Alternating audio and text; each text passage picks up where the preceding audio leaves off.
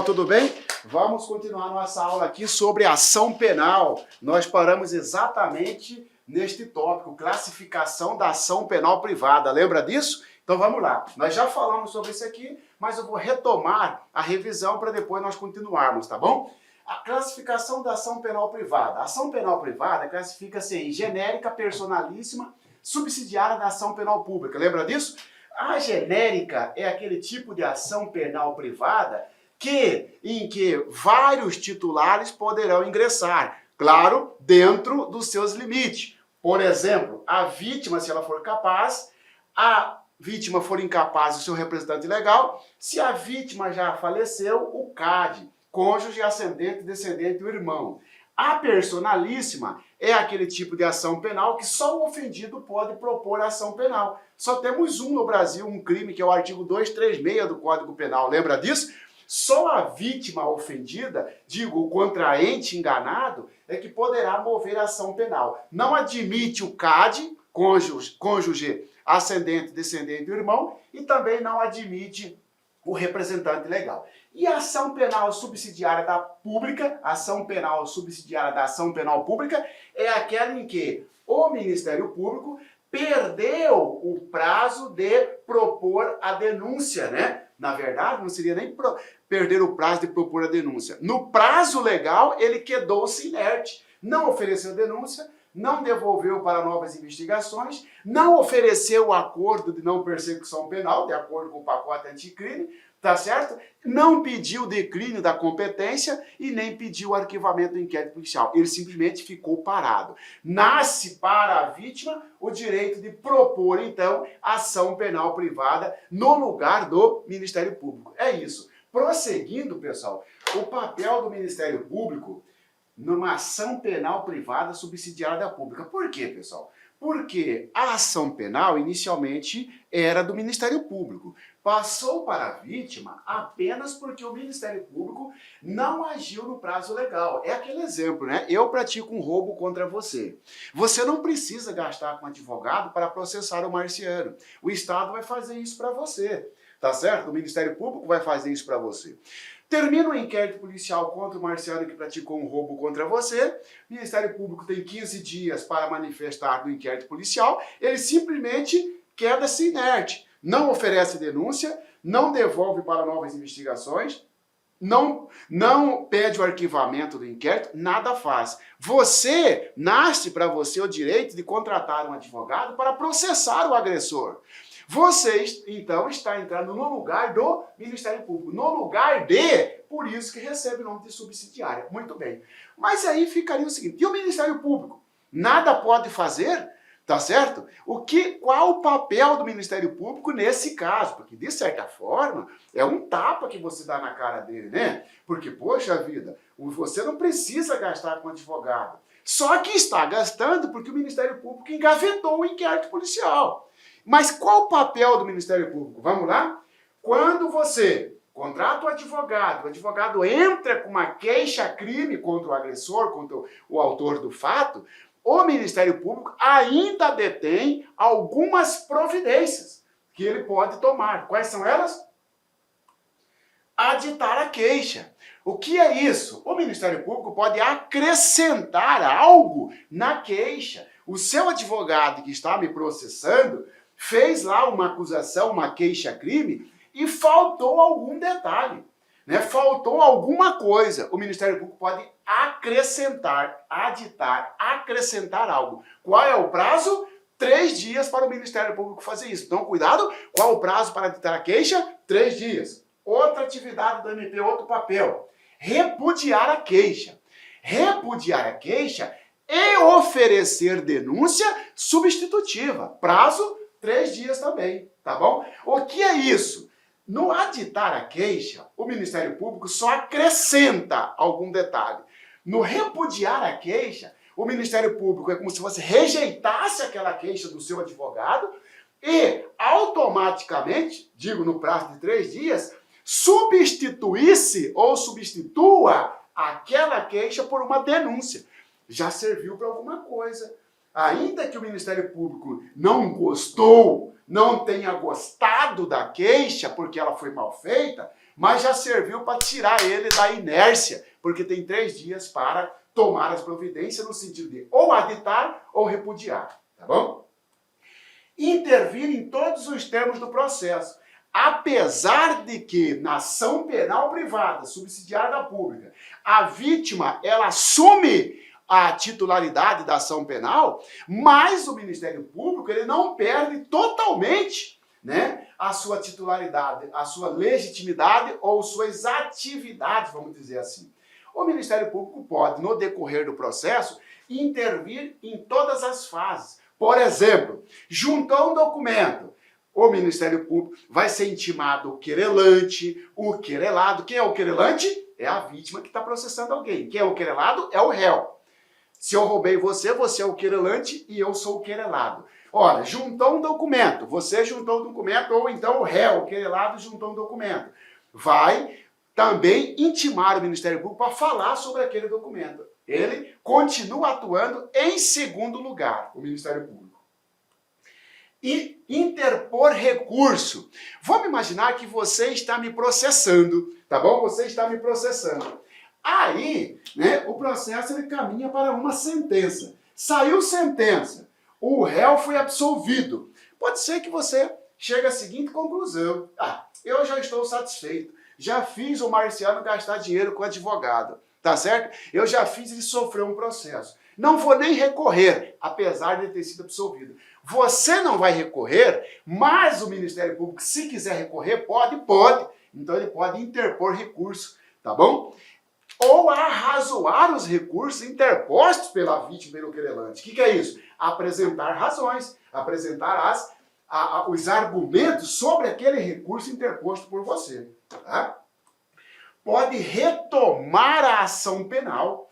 Quando que o Ministério Público toma de volta a ação penal? Quando o querelante, a vítima, lembra que você está me processando, você desiste do processo.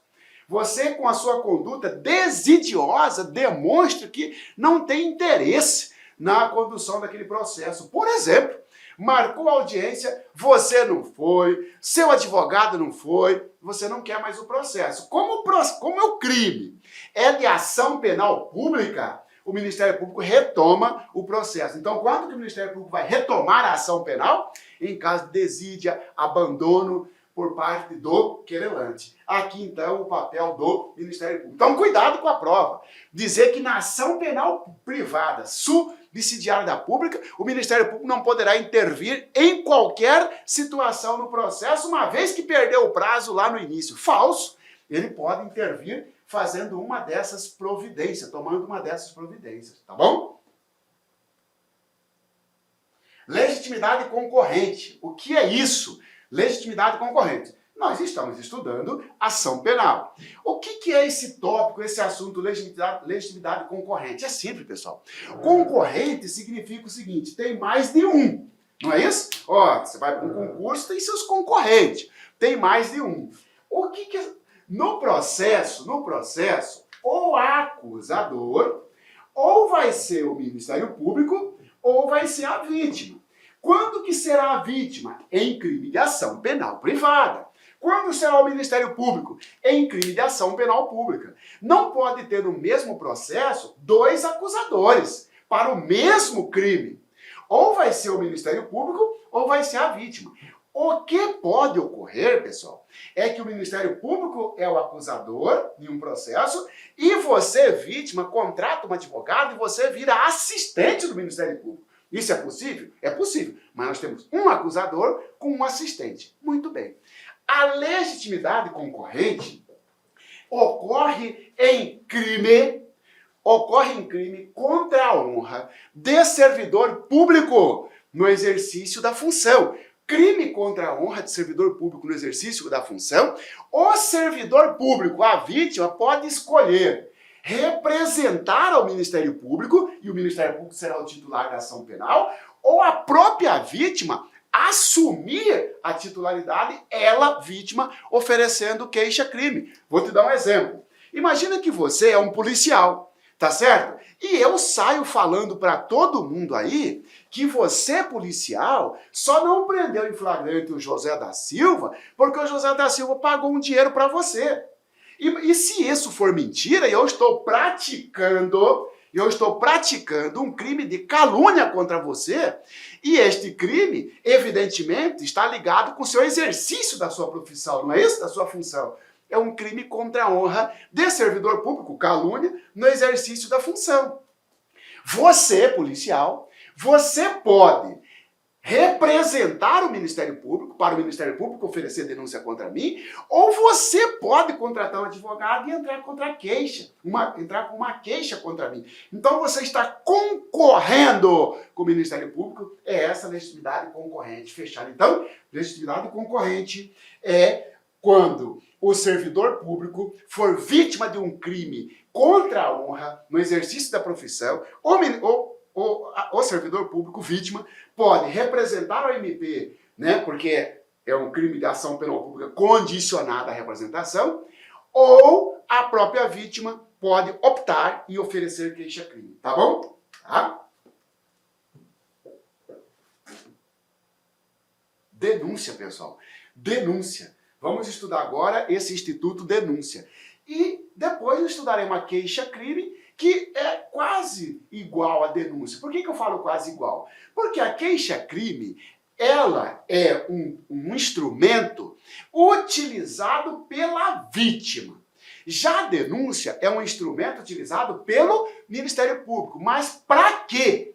O Ministério Público utiliza a denúncia para acusar o investigado. Eu respondi a um inquérito policial. Terminou o inquérito policial vai ao Ministério Público. Se o Ministério Público entender que há prova do crime e indícios de autoria, ele vai oferecer uma denúncia. Para que o juiz receba essa denúncia, para que faça a citação do acusado, para que o acusado faça a sua defesa prévia ou resposta à acusação, e o processo vai até chegar numa sentença. Então, denúncia, ela é uma peça, um documento feito por quem? Pelo Ministério Público. Para quê? Para dar início a um processo que vai se iniciar quando o juiz receber a denúncia. Muito bem. É esse instituto que nós estudaremos, tá bom? Por isso que você falou que vítima não faz denúncia, né, professor? Vítima faz queixa-crime para iniciar um processo, ou quando a vítima vai na delegacia, ela faz uma notícia-crime. Muito bem. Sobre a denúncia, então, quem é o titular da denúncia? Não vamos nem perder tempo, é o Ministério Público. O Ministério Público é o titular da denúncia. Cabe a ele fazer a denúncia contra o investigado. Lembra disso? Tá? Prazo para a denúncia. O prazo para a denúncia é o seguinte, pessoal.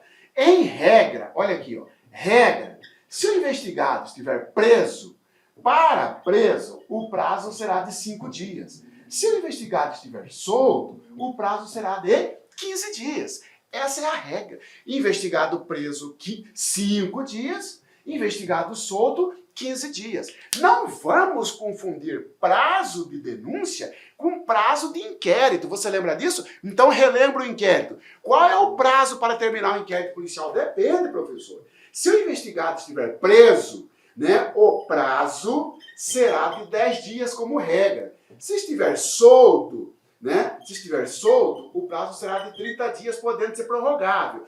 Se for crime de drogas, a 11343, lembra disso? O prazo será 30 dias mais 30 para preso e 90 mais 90 para solto. Lembra disso? Crime contra a economia popular, 1521 de 51, o prazo será 10 dias para preso ou solto. Lembra disso? Muito bem. Não posso confundir prazo para a conclusão do inquérito, prazo para a denúncia, tá bom? O prazo para a denúncia é aquele que o Ministério Público deve cumprir. Se ele não cumprir o prazo, professor, nasce para a vítima o direito de propor uma ação penal privada subsidiária da pública. Muito bem. A regra, então, 5 para preso, solto 15. Exceção na droga, pessoal. Na lei de droga, a 11343 de 2006, o prazo para oferecer denúncia, 10 dias. 10 dias, estando preso ou solto. 10 dias preso ou solto. Tá? Em crime contra a economia popular, 1521 de 51 é a lei, o prazo será de 2 dias para preso ou solto. Está aqui, então, senhores, o prazo para oferecimento da denúncia, tá bom? Tranquilamente, tá? Decoreba, decora o prazo, tá, pessoal? Professor, e se o Ministério Público oferecer denúncia depois do prazo? O juiz não vai receber a denúncia? Como assim? Então vamos lá. Terminou o inquérito policial, o Ministério Público, que tinha 15 dias para oferecer denúncia, não cumpriu o prazo, estando investigado solto, foi oferecer denúncia, com 6 meses, tá certo? O juiz, ou ele vai receber, ou ele vai rejeitar. A sua pergunta é, professor, quando o Ministério Público oferece a denúncia fora do prazo, pode o juiz rejeitar porque foi oferecido fora do prazo? Negativo, cuidado com isso. Mas então esse prazo não serve para P nenhuma, professor? Na verdade, é mais ou menos isso. Só serve para iniciar o prazo da vítima para o exercício da ação penal privada. Porque se o Ministério Público oferecer a denúncia, mesmo depois do prazo, tá, não há vício processual no sentido de rejeitar a denúncia, arquivar, não. Tá bom? Cuidado com isso, tá? Bom, fechamos o prazo. Requisitos para a denúncia, senhores. A denúncia é um documento formal que vai imputar a alguém, que vai colocar em determinada pessoa os fatos definidos como crime. O Ministério Público do Estado de Mato Grosso, através do promotor de justiça abaixo assinado, vem oferecer denúncia contra José Pedro da Silva pelos motivos seguintes e vai contar a historinha. No dia 13 de março de 2000, no dia 25 de outubro de 2021, o acusado, valendo-se de uma arma de fogo, desferiu vários tiros contra fulano e tal. Ele vai contar o que aconteceu. A denúncia, para ser válida, deve observar alguns requisitos. Quais são eles? Exposição dos fatos, narrativa dos fatos. Ministério Público, você, que é o autor, o titular da denúncia, você tem que descrever o fato. Quem praticou o fato, quem é a vítima, tá certo? Qual é a data do fato, qual é o horário do fato, se tiver, tá certo? A maneira como foi praticado o fato, tá? O local onde foi praticado o fato. Você quer ver? Mais ou menos assim, ó. Quem que praticou? Vem oferecer denúncia contra o Marciano Xavier das Neves por ter, na rua tal, praticado o crime de roubo contra a pessoa D, no dia tanto de tanto, no horário tal, valendo-se de um canivete, de uma arma branca, de uma arma de fogo. Ele vai contar a historinha. Ora, denúncia que não conta história, denúncia que não narra os fatos, ela é inépcia. Então a denúncia, ela será inépcia se não narrar o fato. Mas o que tem isso a ver, professor? Ora, se o Ministério Público não descrever o fato, como exige o artigo 41 do CPP, que está lá no 41, o juiz não vai receber a denúncia. Lembra que se o Ministério Público desrespeitar o prazo, isto não é motivo para o juiz rejeitar, não receber a denúncia. Mas se a denúncia não descrever os fatos, se os fatos não estiverem descritos na denúncia, o juiz vai rejeitá-la, com base no artigo 395 do CPP, entendeu? Porque é inépcia, porque denúncia que não narra o fato causa cerceamento de defesa. Como é que você vai se defender se você não sabe do que está sendo acusado? O promotor não colocou a data. Ora, e se nessa data que fala que aconteceu um crime em tal cidade, praticado por Marciano Xavier, mas nesta data eu estava dentro do estúdio gravando aula, tá certo? Então, a narrativa dos fatos é para possibilitar ao acusado o direito de defesa, porque senão ele não tem como se defender. Por exemplo, não pode ter uma denúncia assim, ó. O Ministério Público do Estado de Mato Grosso vem denunciar o Marciano Xavier pela prática do crime descrito no artigo 157 do Código Penal. Ponto. Diante do exposto, requer seja recebida a denúncia, processado e ao final condenado o acusado pela pena do crime a ele imputado. Cuiabá, assinatura e tal. Essa denúncia é inválida, porque não descreveu o fato, só colocou o crime, tá certo? E pronto, não colocou contra quem eu pratiquei, que horas eu pratiquei, que dia eu pratiquei, onde eu pratiquei, como eu pratiquei, tá bom? Então, qual é a consequência? Denúncia que não descreve o fato é inépita e o juiz vai rejeitá-la, tá bom? Qualificação do acusado é o segundo requisito. Qualificação do acusado. Os senhores lembram que eu falei que um dos princípios da ação penal pública é o princípio da intranscendência, lembra disso? Ora, a acusação não pode passar da pessoa de quem praticou o fato. Quem fez a M, quem fez a besteira, assume a bronca processualmente, mais ou menos assim. Ora, se fui eu que pratiquei o crime, não é você, meu patrão, que tem que ser acusado. Então, a qualificação do acusado, na verdade, é apontar informações que individualizem o acusado. Que informações é essa? Nome, filiação, data de nascimento, CPF, RG, endereço. Ó, o Ministério Público do Estado de Mato Grosso vem denunciar o Marciano de tal pela prática do crime tal. Como assim, Marciano de tal? Quantos marcianos tem no Brasil? Vem oferecer denúncia contra João de tal? Não. Vem oferecer denúncia contra Marciano Xavier, portador do CPF tal, RG tal, residente domiciliado na rua tal, filho de e de. Ora, ele está apontando as informações que individualiza o acusado. Essa é a qualificação do acusado. Agora, cuidado, hein? Cuidado. Professor, e se o Ministério Público não tem o nome completo? E se o Ministério Público não tem o CPF, não tem o RG? Essas informações, esta qualificação poderá ocorrer por outras informações, tais como apelido, né? Pode. O Ministério Público do Estado de Mato Grosso veio denunciar Aparecido de tal, vírgula, conhecido como matador tal, como Caveirinha, sei lá, filho de... Não sabe o nome do pai, mas o Ministério Público colocou o nome da mãe. Filho de José Francisca Pereira, residente na... Ora, qualquer informação que individualiza o sujeito. Até porque, pessoal, mesmo que não tenha o nome completo, lá no processo, lá no dia da audiência, quando o sujeito for ser interrogado, o juiz vai... Olá, meus amigos, minhas amigas, eu sou o professor Lac e com muito prazer, muita satisfação, estou aqui para apresentar uma grande proposta pedagógica para você. Mas antes disso, eu gostaria de pedir para você desculpas porque eu estou interrompendo o seu vídeo.